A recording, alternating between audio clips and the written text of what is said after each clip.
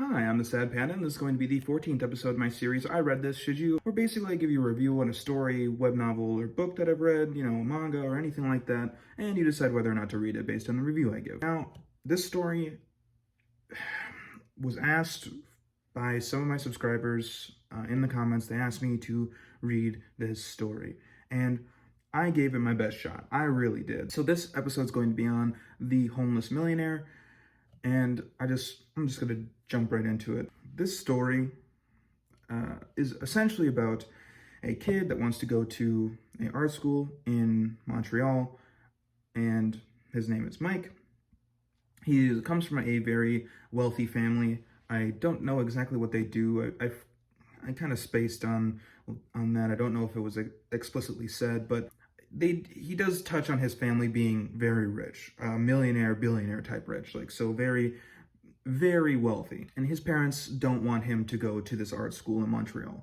So he up and leaves one day, one night, and he goes to Montreal to try to get a job and to try to pay for his school because his parents won't pay for him to go to this school because they don't want him to go. And that's pretty much like the premise at the beginning of the story.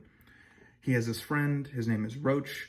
I don't know if it's Roach or Rock because it's R-O-C-H, and I don't know like how to pronounce that exactly, but I'm just gonna call him Roach because that's how I feel about him. So Mike and Roach, they're good friends. They used to go to high school together, and Roach lives in Montreal, like is going to move to Montreal for some reason. Mike has to go to Montreal, so he's like, oh, well, I can stay with my friend, and Roach gives him money and stuff. This does take place kind of in the past, in the 1970s, so they talk about a lot of money being $50, it's a decent amount of money. You can get a full meal at McDonald's or something for $1, like a Big Mac or whatever. So it does take place in the past, and so I can kind of understand some of the things that happen with this story. But so that's the basics of this story. So this guy Mike, he stays with his friend, and I don't like the characters. That's why this story is so hard for me to read. It's not a difficult reading level, it's very easy to understand and comprehend. Just the characters are insufferable. I don't like them. Roach is your average stoner friend, all he wants to do is get high and do whatever, and Mike is in that friend group, so he also smokes a lot and drinks a lot. They're both I would classify them as alcoholics because they drink so much. It's every day they at least have a few beers, which obviously doesn't make them an alcoholic by any means. You can drink responsibly every day if that's what you like to do, as long as it's responsible. But they get blasted out of their mind every day. They also smoke tons and tons of weed, and they gets an issue where Roach doesn't even tell his dad that he's keeping Mike in his house, which is a house given to his family by his aunt. She was kind of rich, and she bought a bunch of houses and went kind of crazy. And so Roach is like, oh, well, you can just stay with me, rent free and all this until school starts. Then you can figure out that on your own. And he's like, oh, cool. He lends him money and stuff. And his dad shows up and gets really mad at him. He's like, you didn't tell me that this guy was here. And what if this guy gets hurt? Because, of course, Mike's family is really rich, and they're known throughout Canada because they're very rich, and their last name is very noticeable. And so Roach's dad doesn't want him to stay there, because what if he gets hurt on the premises and his parents decide to sue? And that does make sense because apparently, according to Mike, this could happen. So they have to figure out a new living situation where Roach, again, is the good friend that he is, and is like, hey, well, my family has this cottage, in the woods or whatever, on a lake that you can go and stay there until, school starts or whatever. And of course, he doesn't tell his dad this again. And it's just a compounding thing where every time Mike needs something, Roach is there to give him something, and it just kind of lets Mike do whatever he wants, essentially. So obviously he wants to go to art school and all that, and that's fine and that's great, and I'm glad that he wants to do something and he has a plan. But it's just he doesn't take the time or the effort to go through with his plan. He, after staying in this like cottage, and Roach comes by like once a week or whatever to try to like bring him food and stuff and all that. Roach ends up bringing this new guy to the cottage because when Roach and Mike were young, they used to do like small theft. Like, you know, it's not a huge thing. You know, kids a lot of time they do like end up getting into stealing somehow. I don't know, but like they did some like small theft and got in trouble once, and then they never did it again. And Roach invites this guy named Michael over. So Mike and Michael, yeah, I know. This guy named Michael, he plans on doing like a heist, a like art heist. They want to go to a museum and get a bunch of like paintings and gold and all this stuff so they can end up selling it for a bunch of money. So like Mike and Roach, or Michael and Roach, will be like rich, and Mike can have money for his college and stuff, and he also gets to keep a painting that he really likes because he's an art freak and he really likes art, and that's awesome, and that's cool. And I think the interesting part of this story is like this little heist thing, but the whole time all I'm thinking of is, why are you making this decision? Why don't you just like wait until your job starts? Because he did apply and did get a job, but he doesn't like start the job for a while. And so it was like, why don't you just do the job and get money that way, and then go through your college and get a job or like selling your art? Because that can be very lucrative. Even if it takes some time, it could be very lucrative. And he just doesn't want to take the time to do that. He ends up getting into like a fling with this girl from across the lake, and it's really weird because even I like don't know what this girl is to like not only the person living in the other cottage, but to Mike. Because Mike ends up like, he's living like, this is the 1970s, so there's like no TVs. I mean, there is TVs, but he doesn't have a TV. And so there's really nothing to do but look out the window and like with binoculars and stuff, look at nature and all that. And he ends up seeing this girl from across the way, and her name is Tracy. We don't find that out until later, but she's like a blonde. She's wearing like a red one-piece swimsuit, and he gets all hot and bothered about it. And he ends up trying to go and meet her multiple times. And like one of the times he goes because like the cops show up at his house, or well, Roach's family's house, but the house that he's currently living in. And they ask questions about the people across the way because for some reason that now Mike asks Roach like why the cops would show up, and Michael gets confused why the cops would show up because they just had the this is where they talked about the idea of the heist and stuff, so they were really worried about it. Michael blames Roach for tattling, and Roach blames Michael for tattling, and it turns out that there could have been this third guy that Roach barely knows and Mike doesn't know at all, and Michael swears by him. He's like, oh yeah, he was my friend in school and stuff, he would never blab, blah blah blah. But this third guy was supposed to be the third in their little heist group. It was supposed to be Roach, Michael, and this guy named Dennis. And apparently Dennis is like this daredevil guy, so he broke his leg, so he couldn't do it. So they had to get a third guy, and so they talked to Mike about it. And because Roach went and talked about Mike to Michael about how much like, oh man, when we were kids, oh man, we used to be like master thieves and all this. And so in Canada, guns are pretty regulated. And so when Michael brings out this gun and like has this like persuasion where he's like, you know, just make the right decision kind of thing, kind of persuades Mike into doing it, even though Mike, after the fact that he has this fling with this girl named Tracy disappears, right? So he goes over to the cottage, you know, she and that person that she calls her uncle have like this weird relationship, and they're really like, they get in this huge fight, and he leaves and she comes over to his cottage and they spend the night, and then it's really weird. I wasn't expecting like this kind of interaction in this story. It's like a slice of life, so I kind of assumed that he might get into this stuff, but like way later. But no, it's fine. But Mike, instead of like thinking it through and is like, hey, college starts in a little bit of time, like a month's time, And in this time, I need to be like preparing for college. I need to have my mindset for college. I need to be not stressed for college because college is super stressful. And I know some people that go to college and are super stressed. And just what happens when you go to college, it's a lot of work. It's uh,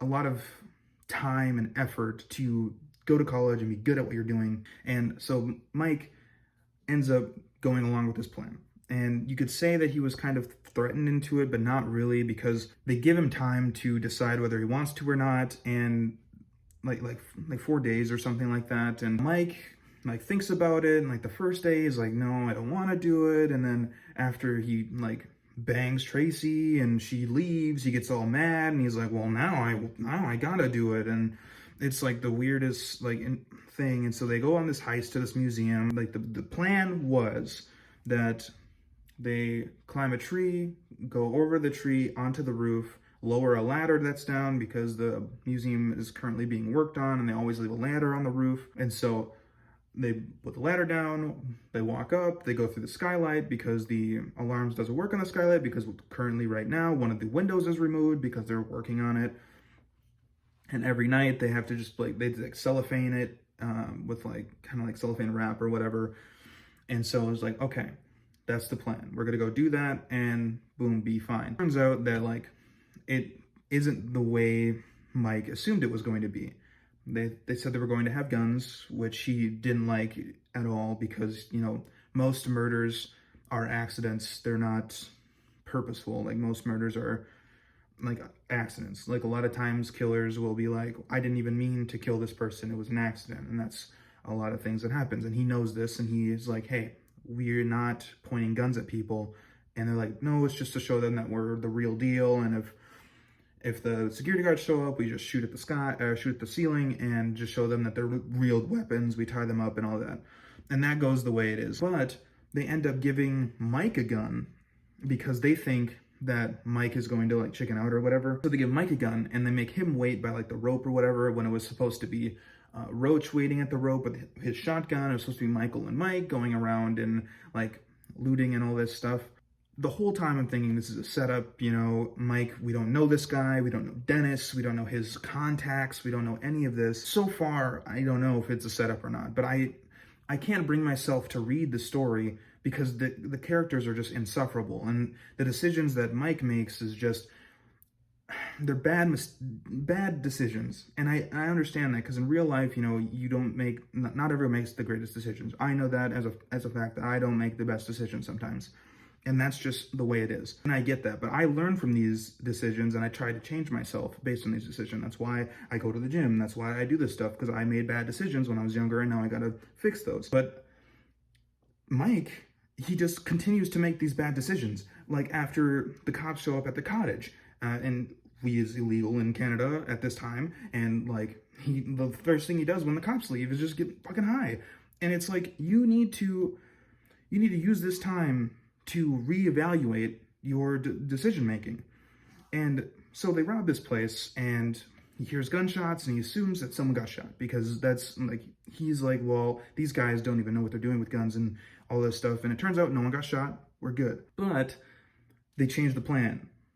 And that's when you commit like a big crime like this, you would think that you would have to iron out your plan and commit to the plan. And of course, not all plans work out and you might have to change on the fly, but this wasn't a mistake on like, this wasn't like, oh no, more guards than we thought or something like that. No, we have a plan. The plan would have worked, but we decided to change the plan. So they tied up these guards and they're like, well, some of these paintings are too big to fit the skylight. They're like 12 feet wide, so you can't. And he's like, oh, we're going to cut the paintings out of the frames. And of course, Mike being the like artist, he's like, no, we're not going to cut these paintings out. Not only do they lose value, but like these paintings are very important, you know? Like, I'm not doing this. And they, Michael and Roach were like, well, they have a van specifically made for like transporting paintings for this museum. And so we're going to steal the van and we're going to load up the paintings within the van. And Mike is like, nope, I'm not doing that. That's dumb. I'm out. And they're like, what do you mean? And he's like, I'm taking what I have in my backpack and I'm going to leave through the skylight. And they're like, well, just help us load the van. He's like, no, that wasn't part of the plan. The plan was that we grab the stuff into the backpack, out the skylight, gone. And so he leaves and he like ends up walking in the street and he hears the alarm go off because of course the alarm wasn't attached to the skylight because there was no window there. But they had to open the door to put the stuff in the van. So obviously the alarm goes off. Mike just keeps walking. He's super casual. He takes off his ski mask and he like hides the gun and gloves that he was wearing in like a newspaper and throws it in the garbage, like way, way far away. And I don't know if you watch like criminal shows and stuff or like the real like 24 or whatever, when you dispose of evidence like this, it's very easy to tie back to you. But of course, this is the 1970s, so it's not like they have the technology that we have now where we can like match your face from like a mile away on like a CCTV camera. You know, it's not like that. So I guess it's kind of a smart decision that he does there. But then he goes to Roach's house, which he doesn't know if Roach and Michael have been caught or not. And he just assumes that, well, no, there's no police, no nothing, I'm just gonna go here.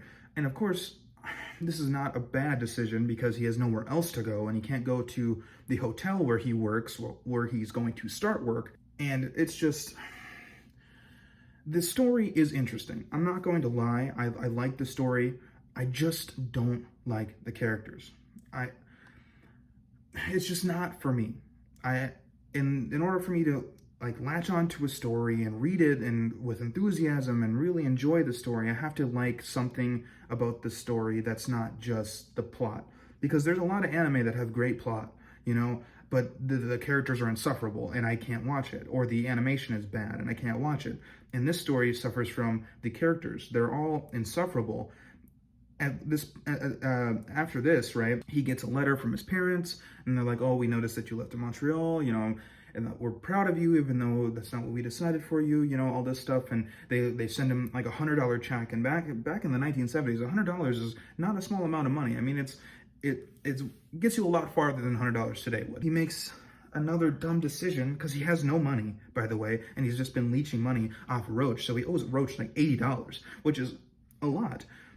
So he gets like $50 for this heist because they can't sell the paintings yet because Michael's like contact called the Fence is sick. So they can't sell it right away and they have to wait a little bit.